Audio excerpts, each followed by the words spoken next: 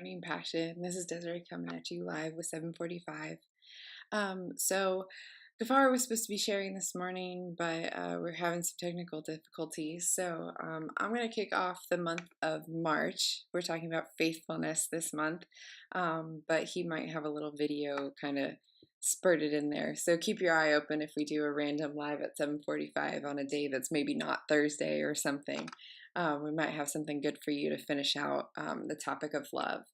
So I wanted to talk to you this morning about faithfulness. And that's such a huge, I don't know, it's such a huge topic. I feel like it gets downplayed or underplayed. I feel like a lot of people don't really make faithfulness a priority in their life that much anymore. And so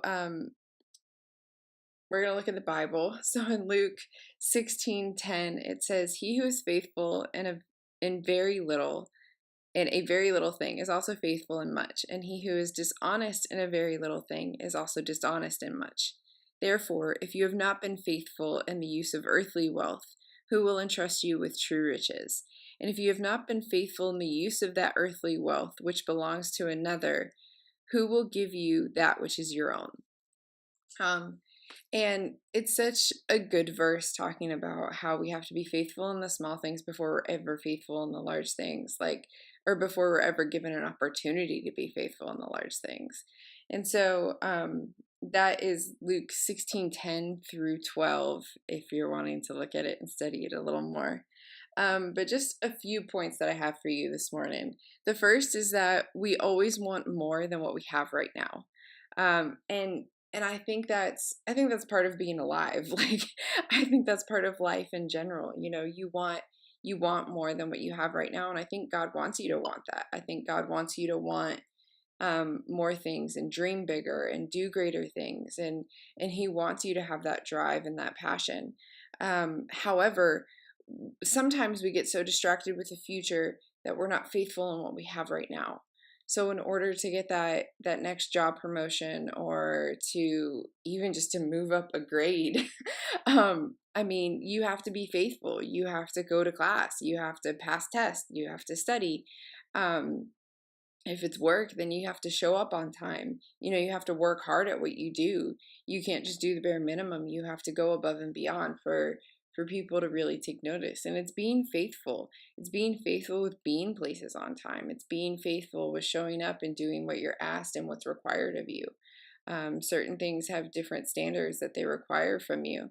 And so you have to take those into account, and you have to be faithful in those. The next thing is that a lot of us like to think we just need to be faithful at church.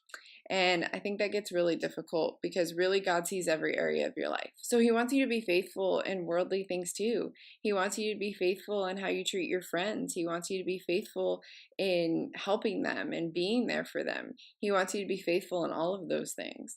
He wants you to, yes, be faithful at church, come on time, you know, serve in a ministry, but He also wants you to be faithful in turning in your homework on time, and doing what your teacher asks you to do, and cleaning up your room, and listening to your parents, and treating your brother or sister right.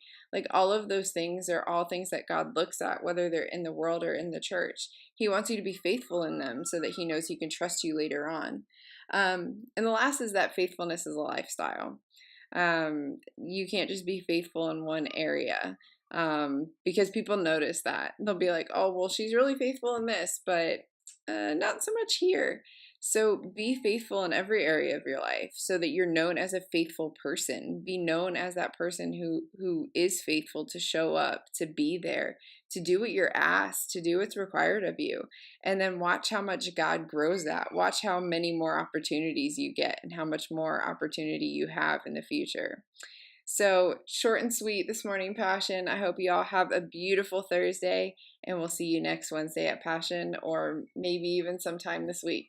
Be looking out.